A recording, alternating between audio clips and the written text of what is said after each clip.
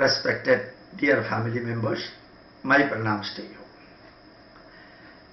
Many people think that Ayurveda is a heritage-based, health maintaining and health improving drug and treatment system. As I always used to say, any medical system is good if they are properly utilized. Any medicine is good if it will not create a bad effect in the body. Ayurveda never treats the disease. Ayurveda always focuses on the patient. Ayurvedic drugs are primarily meant for improving the health of the patient, and when the health of the patient improves, that automatically will be reflecting in the eradication or the removal of the disease which is present in the body.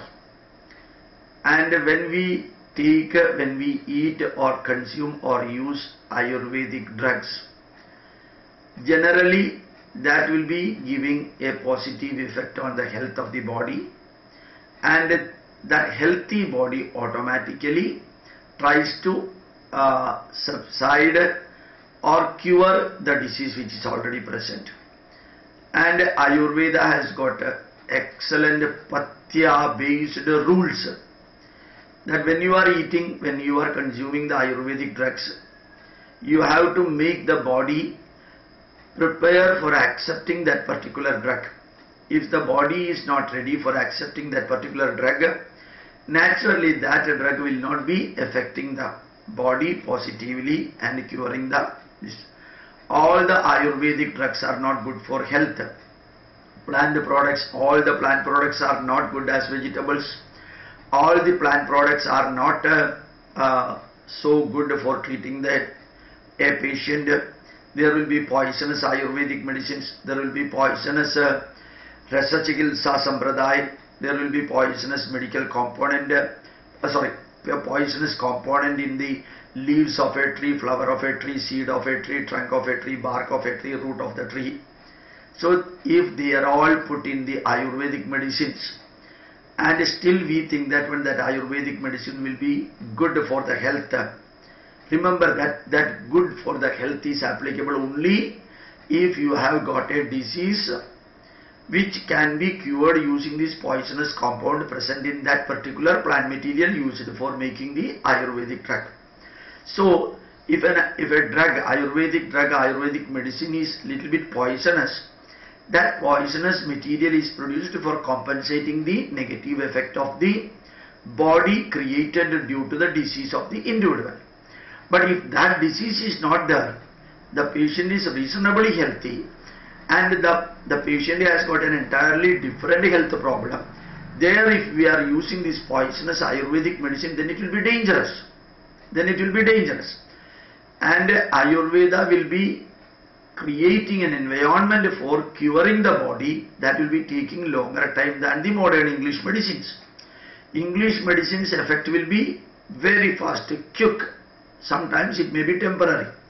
But even then, the modern medicine, allopathic medicine, creates faster curing effect and a reasonably permanent curing effect, whereas Ayurveda takes longer time. Unfortunately, many of the Ayurvedic drug components are not nowadays available in required quantity, so that substitutes are used for making the Ayurvedic formulations, or adulterants are used for making Ayurvedic drugs. There again the curative effect will be minimum or nil.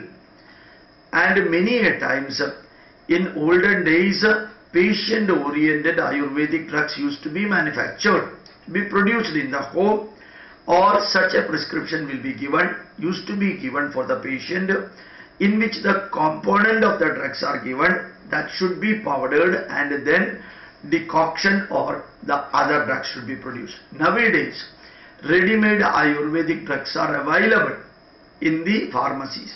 Then what will be happening? It will not be patient-oriented drug, it will be drug-oriented patient.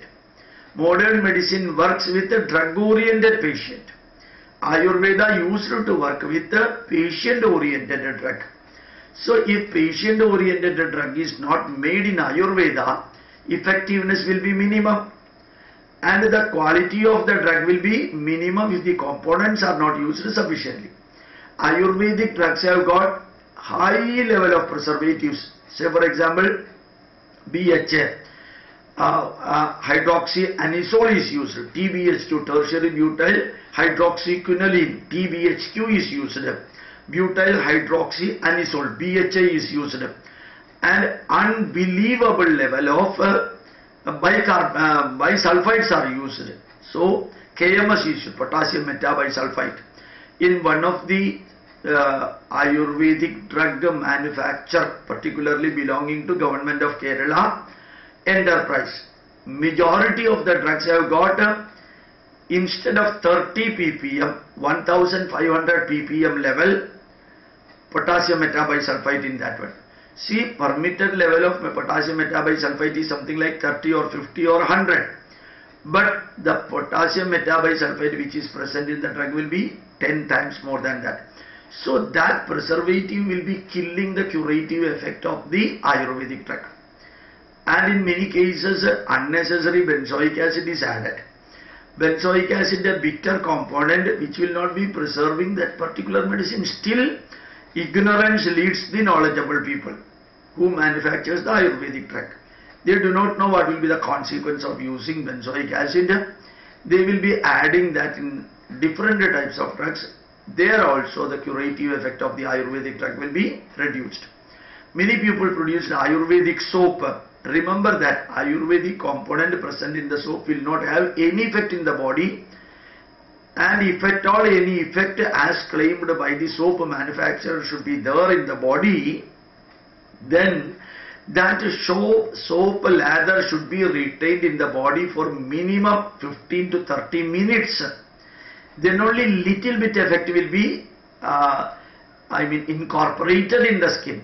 I am sure that Ayurvedic soap does not mean anything. There is nothing like called Ayurvedic soap. Ayurveda present Ayurvedic drugs, Ayurvedic oil, Ayurvedic perfume present in the soap will not give any curative effect in the skin. If at all you would like to try, then the trial should be in a different way. What is the different way? Keep that lather of that particular soap in the skin for about 15 minutes so that at least a little bit curative effect or improving effect can be demonstrated with that. Otherwise, there is nothing like called Ayurvedic drug. In olden days, one of the soap companies used to produce soap in which Ganga water is put. The advertisement of that soap you can see in a large container. Ganga water used to be brought into the company. God alone knows whether it is that particular lorry container contains Ganga water or tap water. That is one thing. Another thing is that per day about 20, 30, 50, 100, 150 tons of soap used to be produced, in which if 1 ounce Ganga water is put, then also you can say it is Ganga water containing soap. Whether the water contains only, the water content is only 1 ounce, 1 liter, half a liter, 1 ml, you can see that when that particular soap has got Ganga water. Remember that Ganga water will not have any curative effect the moment it comes in contact with the soap. Soap is high quality and high quantity sodium hydroxide and potassium hydroxide with the fat. So what will be the effect of the Ganga water if you are pouring about 1 milliliter or 1 ounce or half a liter into a huge tank containing 10 to 20 tons of soap solution? There will not be anything.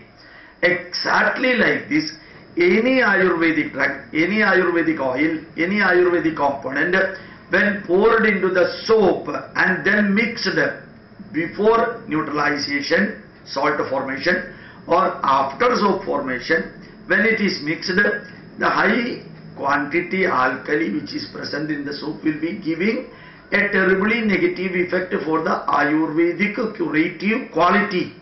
Curative quality, if at all it has got any curative effect, if at all. Similarly, coconut oil is said to be very good for hair. Nowhere it is mentioned in Ayurveda coconut oil is good. Any oil is good, just like that coconut oil is also good for preserving the skin from where the hair comes out. That's all. Otherwise, these are all advertisement. And many of the face cream used to be advertised as Ayurvedic face cream. Remember that Ayurvedic face cream may not be giving you any curative, any good effect. And if at all you are using, make it sure that it does not have a bleaching agent in that. We cannot say whether it has got bleaching agent, it cannot, whether it has got any poisonous material, whether it has got any mercurial compound, whether it has got any lead or bismuth based heavy metals. If it is rich in silica, even the sweat pores will be getting blocked. When you are putting wax on the face, remember that the sweat glands are getting blocked. The sweat will not come out. That will be creating infection in the face when you use continuously these type of Ayurvedic drugs. So when you listen, in short I would like to say, when you listen, when you watch, when you discuss, when you think about Ayurvedic drugs, either used for internal consumption or used for the surface treatment, remember that it is not the one which is prescribed generally by our forefathers. Our forefathers gave a formulation, our forefathers gave a pathway to produce that one. Our forefathers have used enough quantity of the component. Our forefathers have given the direction of producing the Ayurvedic drug, just like in Sahasra Yoga, Charakam and so on. But in the modern system, none of these formalities are produced. So, I do not want to tell that Ayurveda is bad. Ayurveda is good. Ayurveda can be very good. But use it as a medicine. Use it as a medicine. Unnecessarily don't use Ayurvedic medicine. Keep a precaution whenever you are using Ayurvedic drug. Merely possessing the name of Ayurveda does not mean that it is good. Does not mean that it is good. When you are using Ayurveda, patyas should be strictly followed. When you are using Ayurvedic drug, product of the good company should be used.